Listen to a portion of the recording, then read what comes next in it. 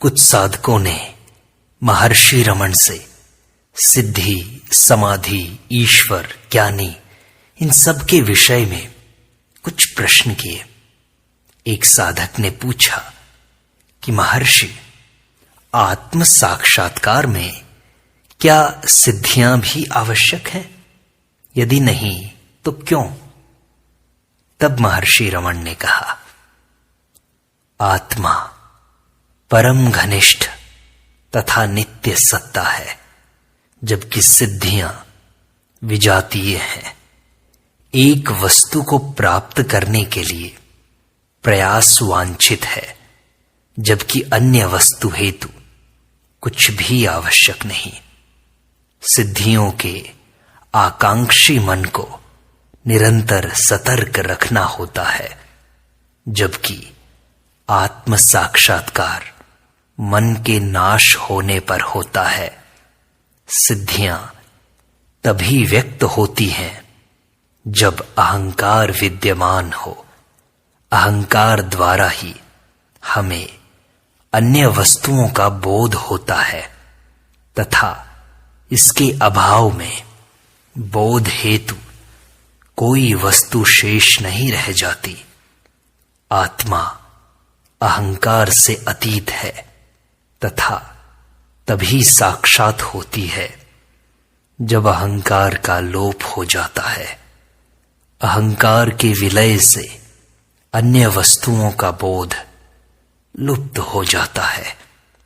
अन्यों का प्रश्न ही कहां उत्पन्न होता है तथा आत्म उपलब्ध व्यक्ति को भला सिद्धियों से क्या प्रयोजन? आत्म साक्षात्कार के साथ सिद्धियों की उत्पत्ति होना या न होना दोनों ही संभव है।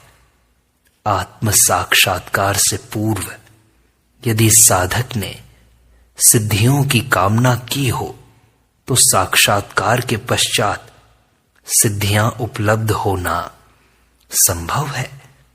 अन्य लोग वे हैं जिन्हें ऐसी सिद्धियों की आकांक्षा नहीं थी तथा जिन्होंने केवल आत्म साक्षात्कार के लिए ही प्रयास किया था। वे ऐसी सिद्धियों को प्रदर्शित नहीं करते। आत्म साक्षात्कार के बाद भी सिद्धियों की कामना करके उन्हें उपलब्ध किया जाना संभव है, परंतु उस अवस्था में इनका विशिष्ट उद्देश्य परोपकार की भावना से होता है, जैसा कि चूड़ाला के प्रसंग से प्रकट है। शिखिध्वज धर्म प्राण राजा था। उसकी महारानी का नाम चूड़ाला था। दोनों एक संत से उपदेश ग्रहण किया करते थे। राज्य प्रशासन के उत्तरदायित्व के कारण राजा उन उपदेशों का अभ्यास नहीं कर पाता था, परंतु उसकी पत्नी चूड़ाला ने अभ्यास द्वारा आत्मज्ञान उपलब्ध कर लिया था।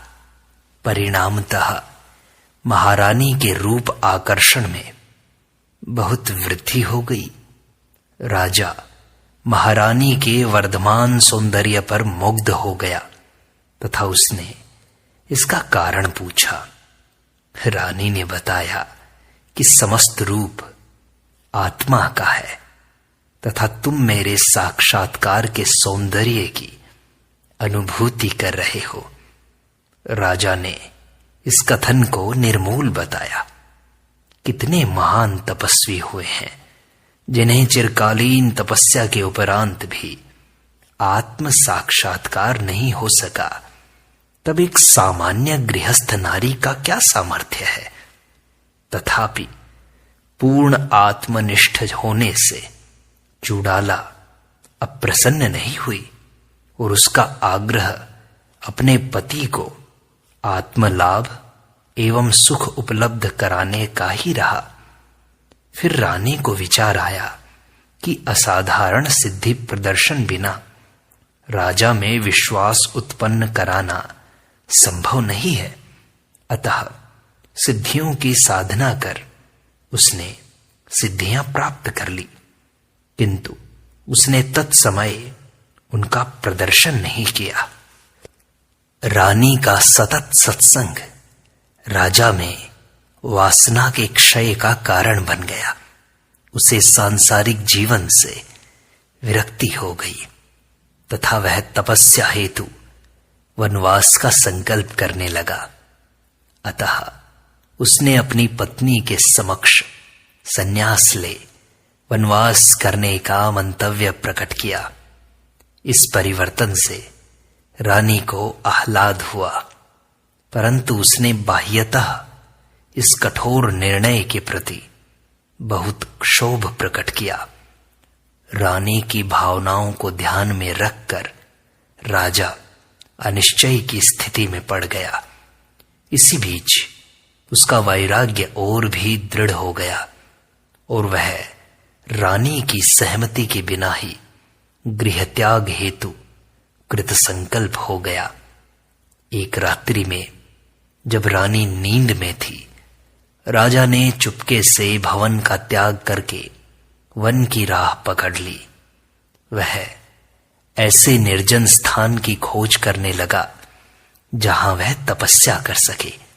जागने पर रानी ने अपने पति को अनुपस्थित पाया तथा निज शक्तियों से तुरंत जान लिया कि क्या घटना घटी है।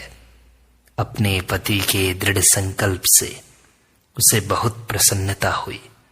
उसने मंत्रियों को एकत्रित करके निर्देश दिया कि राजा आवश्यक कार्य हेतु कहीं और गए हैं तथा प्रशासन पूर्ववत सुचारू रूप से संचालित हो। राजा की अनुपस्थिति में रानी ने राज्य का कार्य संचालन किया।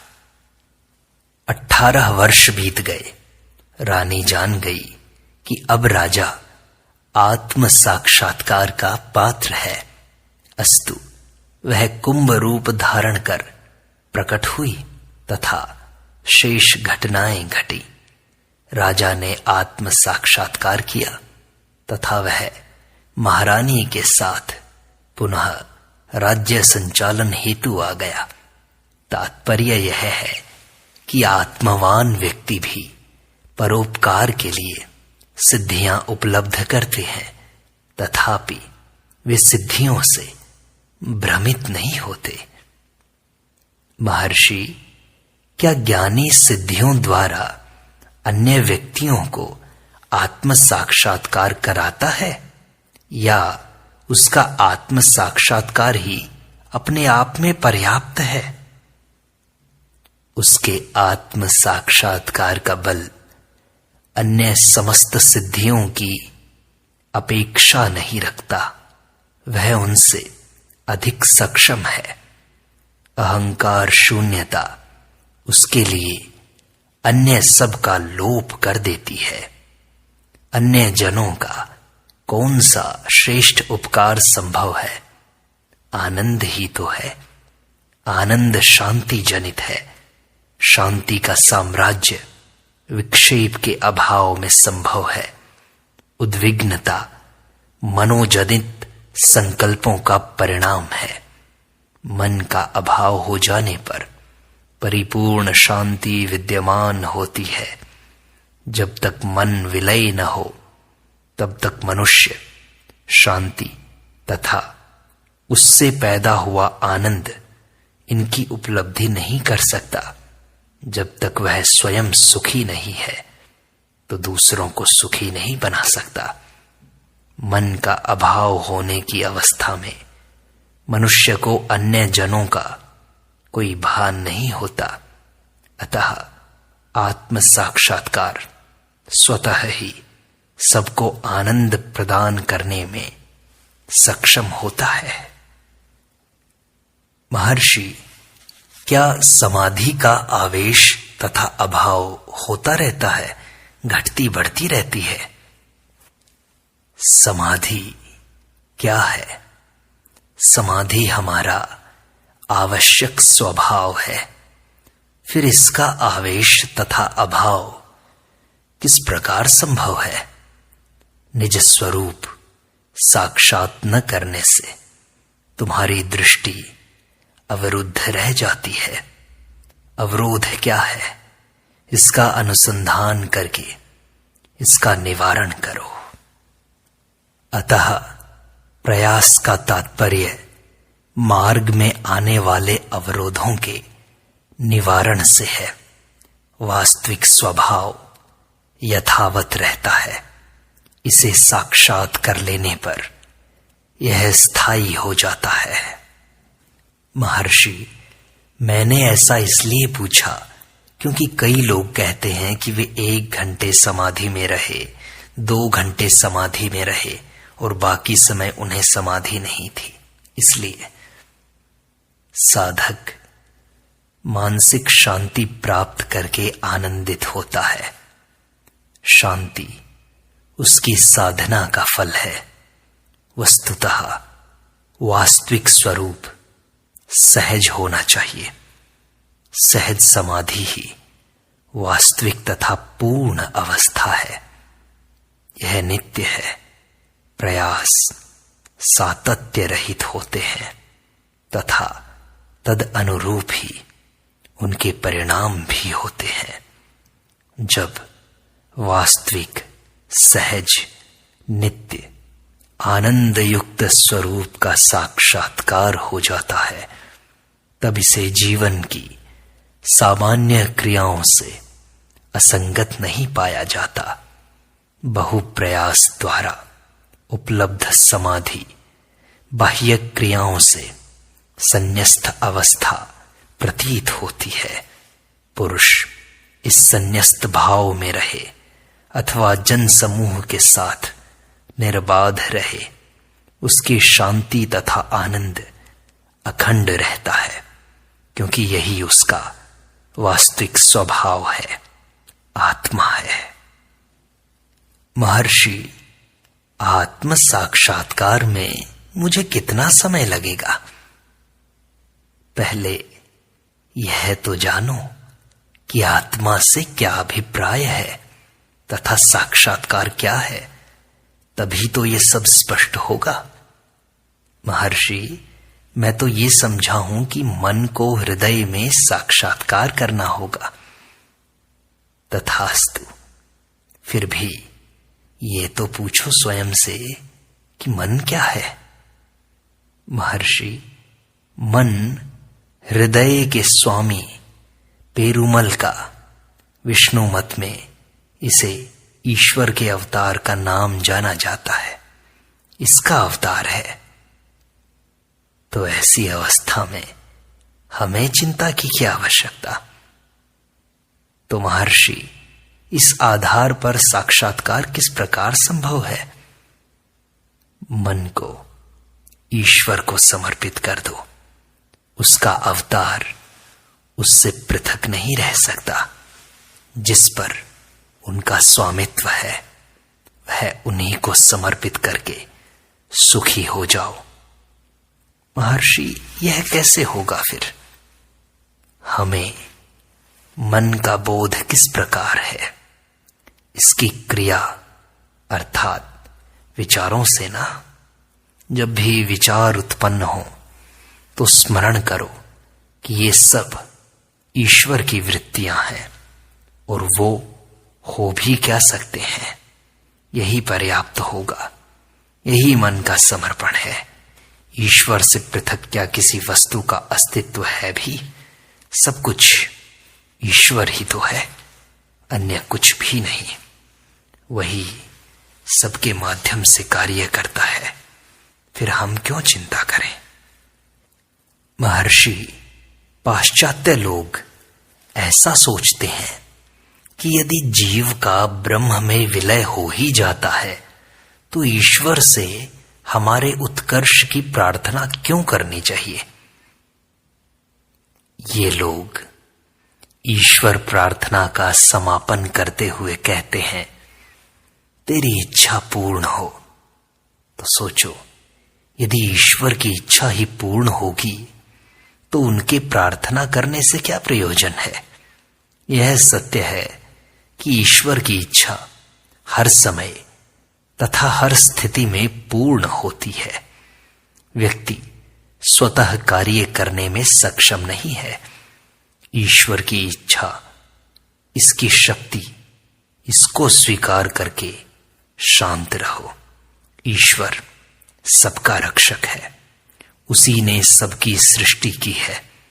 तुम 2 अरब व्यक्तियों में से एक हो। जो ईश्वर सबका रक्षक है, क्या वह तुम्हें भूल जाएगा? सामान्य बुद्धि का भी निर्देश यही है कि ईश्वर इच्छा का अनुगमन उचित है। यह भी अनावश्यक है कि ईश्वर को अपनी आवश्यकताएं निवेदन की जाएं। ईश्वर को ये सब ज्ञात है, उसे सब पता है तथा उनकी चिंता वह स्वयं कर लेगा। और भी प्रश्न है, तुम प्रार्थना क्यों करते हो? कारण तुम स्वयं असहाय हो तथा उच्च शक्ति से सहायता के आकांक्षी हो। क्या तुम्हारे सर्जक तथा रक्षक को तुम्हारी निर्बलता का ज्ञान नहीं है? क्या जिसने तुम्हें बनाया वह नहीं जानता कि तुम कितने निर्बल हो? क्या तुम्हारी निज दुर्बलताओं का उसके समक्ष प्रदर्शन अपेक्षित है? नहीं, बिल्कुल नहीं। महर्षि, लोग ऐसा बहुत कहते हैं कि ईश्वर उनकी सहायता करते हैं जो स्वयं अपनी सहायता करते हैं। यह सही है, स्वयं की सहायता करो। वह सहायता भी ईश्वर की इच्छा के अनुरूप ही होती है। समस्त कार्यों का प्रेरक वही है। परमार्थ हेतु की गई प्रार्थना का जहां तक प्रश्न है, यह प्रथम दृष्टि में एकदम निस्वार्थ प्रतीत होती है, परंतु विश्लेषण करने पर इस भावना में भी स्वार्थ की गंध आएगी। तुम अन्य व्यक्तियों के सुख की आकांक्षा रखते हो जिससे तुम्हें भी सुख प्राप्त हो, अथवा तुम परोपकार के लिए यशस्वी बनने की आकांक्षा रखते हो। ईश्वर को किसी मध्यस्थ की आवश्यकता नहीं है। स्वयं को स्वयं तक सीमित करोगे तो कल्याण होगा। तो महर्षि, क्या ईश्वर अपनी इच्छा विशिष्ट व्यक्तियों के माध्यम से पूर्ण नहीं किया करते? ईश्वर सबके मन में विद्यमान है, सबके अंदर विद्यमान है तथा सबके माध्यम से कार्य करता है। तथापि उसकी सत्ता निर्मल मनों में अधिक स्पष्ट होती है। मलिन व्यक्तियों की अपेक्षा पवित्र आत्माएं ईश्वरीय कार्यों को अधिक स्पष्टतया परिलक्षित कराती हैं। इस कारण लोग उनको विशिष्ट बताते हैं। वस्तुतः विशिष्ट व्यक्ति स्वयं को विशिष्ट नहीं कहता। यदि वह स्वयं को मध्यस्थ कहे तो प्रकट है कि उसका पृथकत्व अवशिष्ट है तथा पूर्ण समर्पण नहीं हुआ है। महर्षि, क्या ब्राह्मण लोग ईश्वर तथा मनुष्यों के बीच में पुजारी या मध्यस्थ नहीं माने जाते? हाँ, माने जाते हैं, परंतु ब्राह्मण है कौन? ब्राह्मण वह है जिसने ब्रह्म को साक्षात्कार कर लिया हो। ऐसे व्यक्ति में पृथकत्व का भान नहीं होता। वह कभी कल्पना नहीं करता कि वह मध्यस्थ के समान कार्य कर रहा है। प्रार्थना के संबंध में यह जानो कि आत्मज्ञानी अन्य व्यक्तियों को स्वयं से भिन्न नहीं देखता। वह किसी के निमित्त भी किसी से भी प्रार्थना किस प्रकार कर सकता है, उसकी उपस्थिति ही सबके लिए परम आनंद कारक है। जहां तक तुम अन्य व्यक्तियों को स्वयं से अलग समझते हो, वहां तक तुम उनके निमित्त प्रार्थना करते हो, किंतु पृथकत्व अज्ञान है। यह अज्ञान भी असहायता का कारण है। तुम्हें ज्ञात है कि तुम निर्बल हो, असहाय हो, फिर तुम किस प्रकार अन्य व्यक्तियों की सहायता में सक्षम हो, सोचो तो सही। यदि तुम्हारा उत्तर यह हो कि ईश्वर से प्रार्थना करके, तो यह जानो कि ईश्वर को अपने कर्तव्य अकर्तव्य का भान है। ईश्वर जानता है कि उसे क्या करना है क्या नहीं, तथा उसे परोपकार करने के लिए तुम्हारी मध्यस्थता की आवश्यकता नहीं है। सबल बनकर स्वयं की सहायता कर लो। यह पूर्ण प्रपत्ति द्वारा संभव है, पूर्ण समर्पण द्वारा संभव है। आशय यह है कि तुमने स्वयं को ईश्वर के अर्पित कर दिया है, अतः समर्पण के पश्चात तुम अपना पृथकत्व बचाए नहीं रख सकते।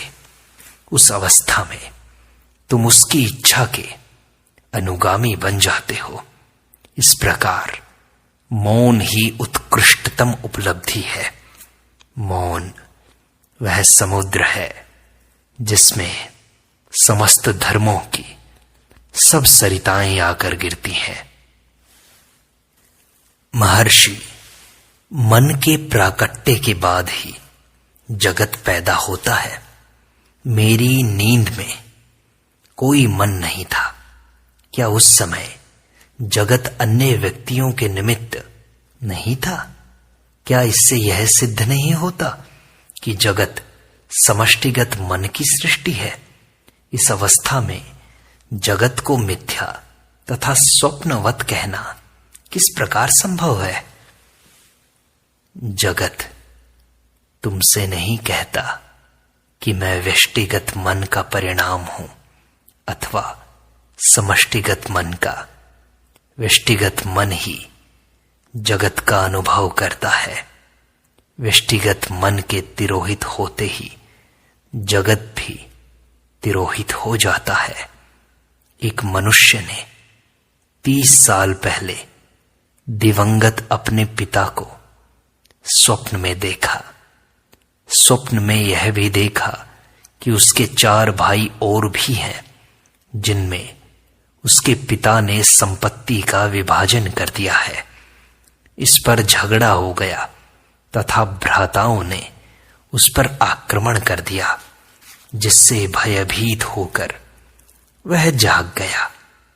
तब उसे स्मरण हुआ कि वह तो अकेला ही है, उसका कोई भाई भी नहीं है तथा उसके बाप को मरे तो 30 साल हो गए हैं। भय ने संतोष को स्थान दिया। अभिप्राय यह है कि आत्मा का भान हो तो जगत का अस्तित्व नहीं होता तथा आत्मा के ओझल होते ही हम जगत से बंध जाते हैं। महर्षि, क्या आप जानते हैं कि मैं कब ज्ञानी बन जाऊंगा? कृपया करके मुझे बताएं कि ऐसा कब होगा।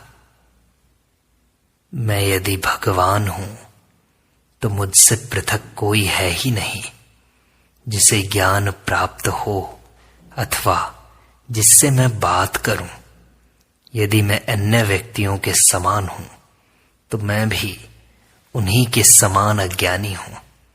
किसी भी अवस्था में तुम्हारे प्रश्न का उत्तर संभव नहीं है।